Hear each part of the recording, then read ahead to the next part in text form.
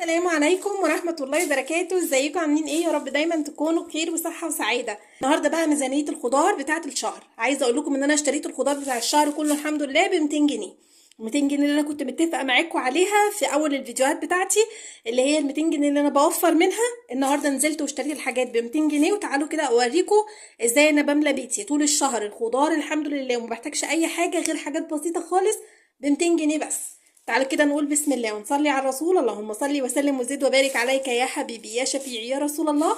وبالله عليكي ما تنسي اللايك والاشتراك في القناه لو لسه ما اشتركتيش، واستني مني ميزانيات قويه يوميه واسبوعيه حلوه جدا الفتره اللي جايه. بصوا هنبدع في الشغل، فعايزاكم كده تشتركوا في القناه وتشجعوني، ويلا بينا نبدا الفيديو بتاعنا. بصوا بقى، اول حاجه هبدا بيها معاكم هي الطماطم. طبعا اليومين دول اسعار الطماطم عماله تغلى، يعني نصيحه مني ليكي ابدأي من دلوقتي خزني. لو لقيتي طماطم زي ما انا لقيت كده هاتي واستغلي الوقت واستغلي الفرصه وخزنيها. الطماطم دلوقتي بتبدأ من 5 جنيه لحد 15 جنيه، ولسه هتغلى اكتر من كده. فانا النهارده نزلت لقيت بصراحه الاسعار عندي بتبدأ من 5، في ب5 و8 وفي ب15. لقيتهم كلهم واحد بس فرق اللون. تمام، دي ممكن تكون صفرة شوية. في واحدة تانية اللي هي ام 8 دي ب5. ام 8 احلى شوية. ام 15 يعني لونها احمر ولكن طرية. فانا لقيت ان دي والله جامدة. بصوا زي ما انتوا شايفين جامدة كلها ازاي وحلوة، بس ايه زي ما انتوا شايفين اللون بس. يعني دي لو سبتها بره يومين 3 خلاص بقت حمرا وزي الفل. فدي كده الطماطم ام 5 جنيه. دول كده اشتريت 5 كيلو ب25 جنيه. وطبعا انا اشتريت من خضري جنبي، ما رحتش السوق. ليه بقى؟ لان انا عشان اروح السوق هصرف 50 جنيه، توك توك رايح وتوك توك جاي، لان السوق بعيد عني جدا. فبصراحة قلت ايه، لا فرق بقى ال50 جنيه دي، بدل ما هروح وانا تعبانة ومش قادرة والمشوار بعيد، لا انا ادفعها فرق اسعار هنا يعني. الخضري اغلى شوية مش مهم، ما هي كده كده ال50 جنيه خارجة. فاهميني؟ فجبت 5 كيلو طماطم والله العظيم حلوة ما شاء الله زي ما انتوا شايفينها كده. بصوا اهي، اهي ب5 جنيه وزي الورد. يعني فيها دفوات بسيطة جدا جدا جدا. يعني بصوا دي الطرية شوية حمراء، والناشفة قوي اهي زي ما انتوا شايفين خضرا. سيبها بره يومين 3 او يومين او يوم في الحر ده هتستوي معايا وتبقى زي الفل. دول كده 5. خلاص. اشتريت كمان البتنجان اللي هو البتنجان اللي هو الرومي ده، اسمه البتنجان الرومي بتاع المسقعه، وبرده ينفع بابا غنوج، ينفع اقليه وامشي يوم مقالي كده والدنيا بتمشي. دول كده كانوا زياده عن الكيلو، داخلين على 2 كيلو، كانوا عاملين 18 جنيه. برضو غلي، كانوا 3 كيلو ب10. برضو معرفش ايه اللي حصل بصراحه، الاسعار بقت بصوا في ذمه الله. لو انتوا اسعاركم زي عندي هنا اكتبوا لي في الكومنتات لو في اي فرق، عرفوني برضو عشان ايه ابقى فاهمه. خلاص. وطبعا الطماطم دي انا نسيت اقول لكم ان انا هصلصها واحطها في الفريزر، والجامده منها هخليها للسلطه. طيب تعالوا كده نشوف الحاجه اللي بعد كده. اشتريت فلفل اهو. اشتريت الفلفل اللي هو الرومي والفلفل اللي هو الحامي. دول كده كيلو على بعضه ب20 جنيه. خلاص هينفعوني بقى، يعني لو عايزه مثلا اقلي، عايزه اعمل محشي بتاع الدنيا بتمشي. دول ب20. خلاص. كمان اشتريت بصوا برضو، اشتريت كمان ملوخيه وخضره. الناس اللي كانت بتقول لي ربطه الخضره ب10 جنيه، يا جماعه ما فيش الكلام ده. انا شاريه الربطه ب2 جنيه اهي. الربطه دي ب2 جنيه. هي ممكن تكون قليله شويه بس هي ايه حلوه يعني عاديه.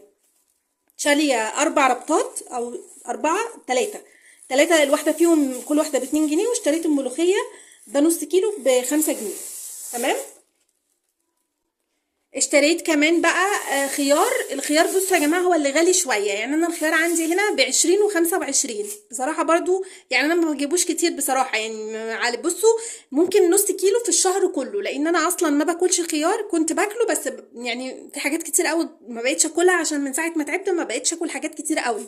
فبرضو ايه قلت اجيب نص كيلو كده احطه في التلاجة لو حبيت اعمل سلطه ولا حاجه. فاهو النص كيلو ده حسبولي ب11 جنيه. يعني هو المفروض ب25 بس هو ايه مشاهولي ايه، قال لي هحسبولك على 11 جنيه. وكمان جبت ربطة التوم دي بتقعد معايا الشهر كله. كله حرفيا الحمد لله، لان انا ما بستخدمش توم كتير. يعني الفص كبير انتوا فاهمين، ففص واحد بيكفيني على الطبخة. دي كده سعرها 35 جنيه. كمان اشتريت بتنجان. البتنجان بقى ايه، اشتريت اللي هو الاسود واللي هو البنفسجي ده. طبعا زي ما انتم متعودين ان انا كل شهر لازم بشتري ايه شويه بتنجان يقعدوا معايا بقى. دول كده 3 كيلو. الكيلو بصوا هما دول تقريبا عاملين 25 جنيه.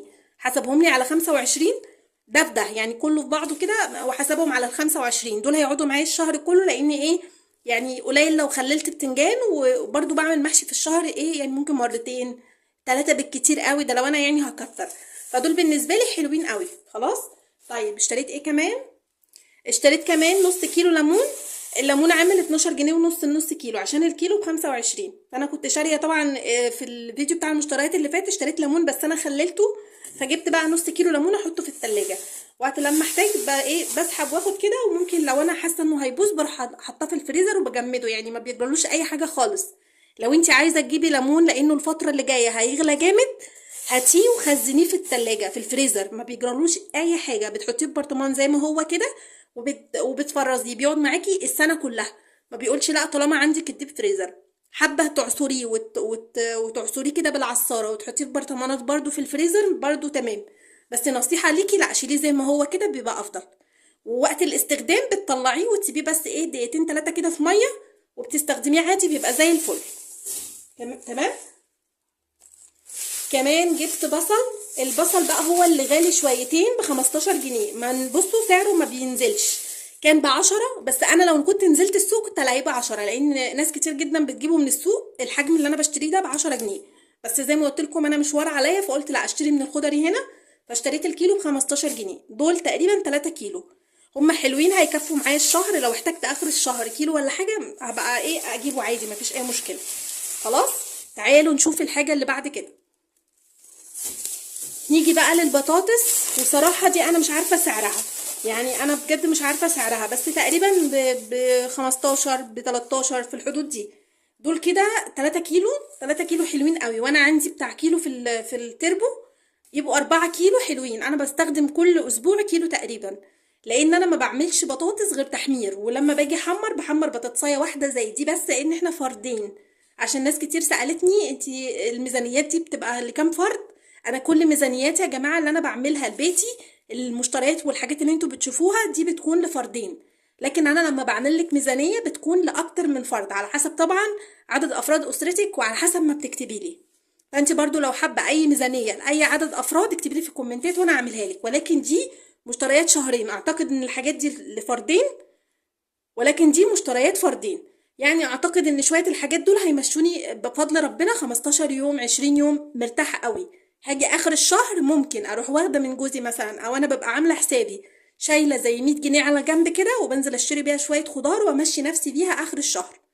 وطبعا دي افضل طريقه بتمشيني الحمد لله. الطماطم موجوده عندي، البتنجان ده مش كتير بعمله اصلا، ونفس الوقت ده برضو مرتين 3 في الشهر. والفلفل بس هو اللي بستخدمه كتير عشان كل اكلاتي بالفلفل والبصل. والملوخيه مره واحده او مرتين في الشهر اللي بعملها. والبطاطس زي ما قلت لكم بحمر واحده، ولو برضو هعمل صينيه فبعمل واحده مش اكتر من كده. تمام. دي كده مشترياتنا بتاعت الشهر ده من 200 جنيه، ويا ريت انت كمان تعملي كده كل شهر 200 جنيه خصصيهم للتفريزات. طيب انا دلوقتي ما جبتش حاجات تتفرز، انت بقى هاتي حاجات تتفرز، يعني هاتي طماطم، هاتي فلفل احمر، هاتي فلفل عادي وقطعيه وحطيه في الفريزر. هاتي مثلا ملوخيه وفرزيها، الملوخيه دلوقتي رخيصه. البصل فرزيه، الليمون فرزيه، كل الحاجات دي بتتفرز ما بتقولش لا. خلاص. لكن طبعا البتنجان والبطاطس والكوسه والكلام ده لا ما بيتفرز.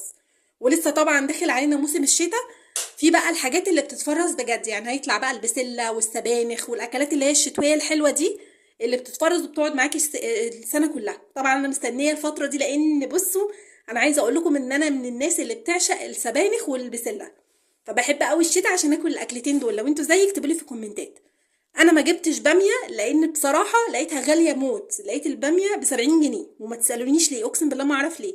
حتى انا تنحت للراجل قلت له 70 جنيه ليه يا جماعه، ليه يعني؟ قال لي تقريبا قربت تمشي ولا ايه الله اعلم. المهم ان هي لقيتها ب70، فقلت لا كده كده اصلا انا جوزي ما بياكلهاش، انا بس اللي باكلها، فما ملوش لازمه يعني. خلاص كده. دي شويه المشتريات بتاعت النهارده، يا رب تكونوا استفدتوا منها وعجبتكم، وتكونوا خدتوا فكره كده عن الاسعار. واكتبوا لي برده في الكومنتات اسعاري زي عندكم ولا لا.